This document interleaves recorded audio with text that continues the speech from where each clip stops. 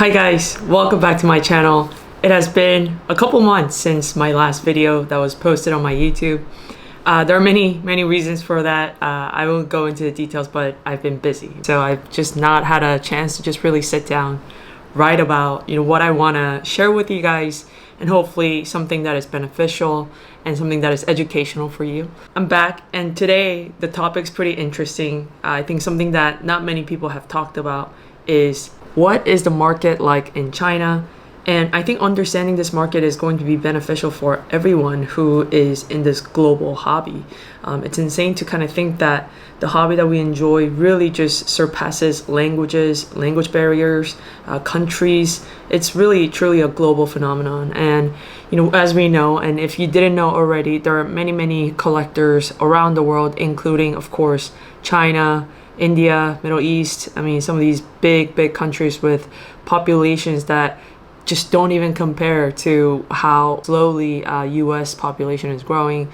And so I wanted to kind of give you guys my insights about the Chinese market. And of course, I don't know every single detail. I'm not like a market analyst in China studying the collectibles industry 24/7, but I wanted to share with you, what I know about the market and what I saw personally during my recent trip to Shanghai. And then going forward, how you can take advantage with the information that you take away from this video in enriching your collecting journey. So let's get started with today's video. All right, so first and foremost, I am here to tell you, if you didn't know already, there are some incredible card collection based in China. You could say, hey, there's great collections in Germany, in London, in US.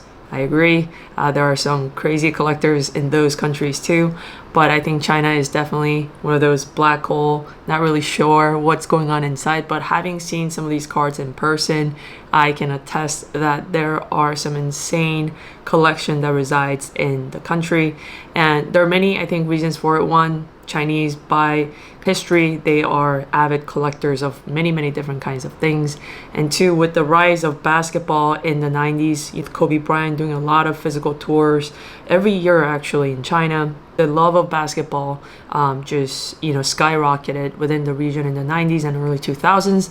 And that's also when the economy really boomed in mainland China. And so marrying those two things together, I think the enthusiasm and the passion for basketball cards really grew rapidly. And so if you haven't visited sites like cardhobby.com, it's a Chinese marketplace. So it's where sports cards and trading cards are sold and bought mainly in China, but they have also opened up their operation globally. I'm not affiliated with them, but I can tell you that I've bought many cards from them.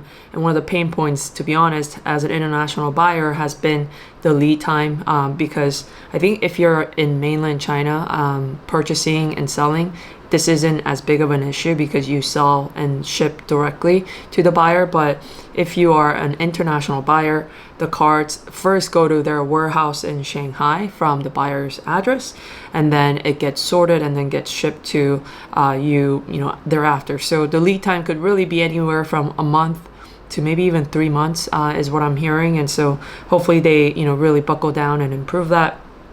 But all in all, some of the cards that you see there on the website and on their app is quite insane. You will see at least one logo man pop each day of basketball. So that's really cool. But yeah, so, and another history that influences the amazing collection that resides in China is that back in the 90s, we call it the junk wax era, when there were just plethora of cards being printed and manufactured and sold, to distributors and to resellers. There wasn't enough demand to kind of upkeep with the supply that was being pumped into the market. And so what I'm understanding through conversations with, longtime collectors is that that's when the cards were, sold out internationally from the US to China and its nearby countries like Taiwan and Hong Kong. And so these folks in the late 90s and early 2000s, they would consume the product, but really not, liquidating them, because I think the opportunities to liquidate through a marketplace or physical show was very limited, obviously, back then there. So they consumed those incredible basketball cards that we now know as, those are the eras of Michael Jordan, Kobe Bryant. Those are the big names, but I mean, Allen Iverson, Tim Duncan, some of the greatest basketball players' cards were produced, and those sets were produced in those time frame. And so those cards still live in the country, and most of them sit raw, which is the most incredible thing that I've personally seen at a grading event. We saw some of green PMGs, red PMGs come in raw. That's never been graded before, and we know that that's just kind of the tip of the iceberg, which is amazing. So that's kind of like the first takeaway about the market, is there are some insane cards there, and if you are well connected into the collector base there, you could really find rare gems. But the caveat is it's really hard to get in touch with them, obviously. One, language barrier, but two, also the platform that they use, for example, versus what us Americans use, for example, Instagram or eBay as message is not what they're really used to. They probably are not on Instagram. They're probably not showcasing their collection on WeChat either, so you really have to kind of know the right people to get to those collection. But yeah, so that's takeaway number one: incredible cards live in China still. Point number two, and this is just an observation, and I think many would agree who live in China or who have dealt with somebody in China with trading cards, is there are huge challenges of trading, buying, and selling cards due to the crackdown of the government. I think scrutiny by the government is a very normal thing in China, but especially in these type of industries where there are high dollar value items, high value items being traded or bought or sold, of course it's going to draw even more scrutiny. So I'll be the first to tell you that I was carrying my own personal card into China. It wasn't really high value card, but even then I was pretty nervous that they would take the card and confiscate it, because there have been stories of that. But thankfully, it passed the security line. And yeah, so the scrutiny at the border and at customs and its security is really, really high. And therefore, how does this impact you? You may want to deal a card with somebody, but first of all, sending money or receiving money out of China is going to be very difficult, because money coming in and out of the border is closely scrutinized by the government officials as well. And so there has to be legitimate documentation, legitimate paths for you to receive money or even take money from someone in China. And so there's always a third party involved in my case, and also from the observations that I've made through friends, is there's always a third party involved who helps kind of deal the transaction, kind of like a broker, customs broker, who helps with the transaction to make it more smooth and also actually go into complete transaction. So those are some challenges from like the financial side. You're gonna have to be creative when you are getting money in and out of China. But second most important thing, I think this is important anywhere you live in the world, is shipping is also a big challenge in China. So whether you are receiving a package from China or sending something into China, you can best expect some hiccups along the way, whether that's additional documentation that's required, or the package is held at the customs for weeks, even if not months, for scrutiny and review.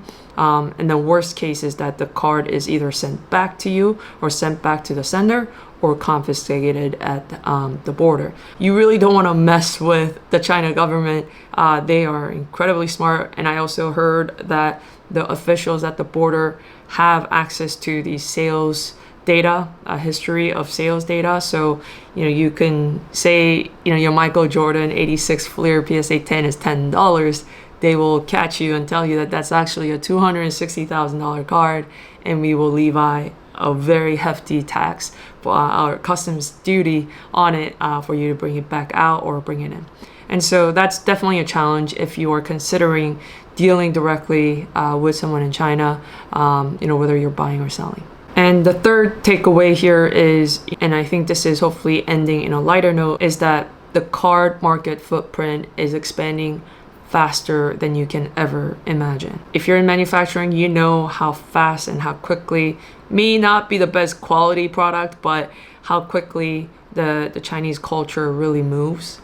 we have seen some explosive growth, especially in the manufacturing side of the trading cards industry within China, spearheaded by companies like Kakao Wow. And I'm sure you've seen their Disney card somewhere. I think Topps Chrome produced its own Disney product after Kakao Wow's big success there. You have Daka, you have Kayo, you have Card Fund. So there's incredible selection of manufacturers obtaining new IPs each day and producing these massive amounts of cards for consumption. And I'm also told that there are plenty of TCG cards being made with new IP, which is really awesome. And so the footprint in China is expanding, which is good news for all of us, is that the hobby is growing. And I think there's beauty in being part of a movement, a hobby, a space where it's growing in a positive way versus it's kind of shrinking and people are ditching it, right? So that's definitely a good news for all of us and more opportunities to buy, sell, trade, although obviously there's some challenges to that. Lastly, and this will be my fourth and final point, is you have to recognize the cultural difference when you are dealing with somebody who is in mainland China and not in the US. This applies to anyone really who is maybe from a different culture than you.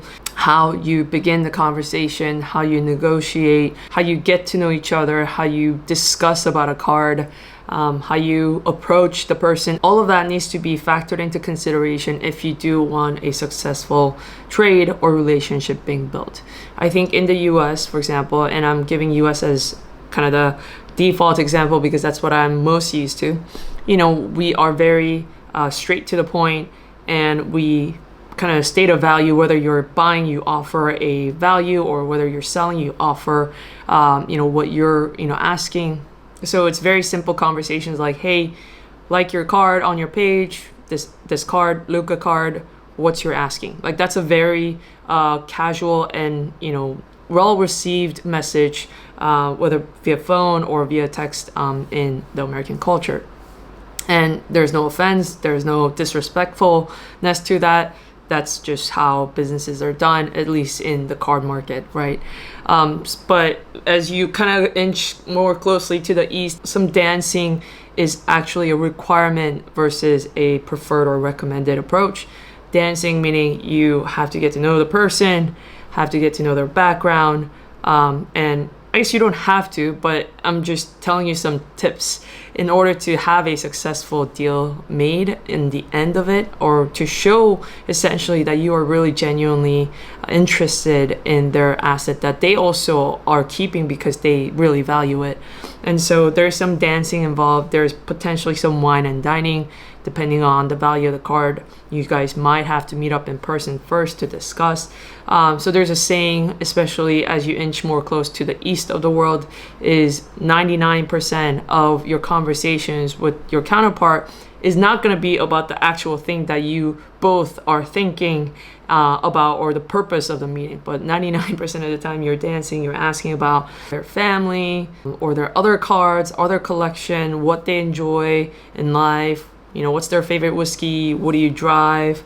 How are your kids? I mean, like you really just dance around as much as you can. How's the economy? How's the weather? What do you think about X and Y?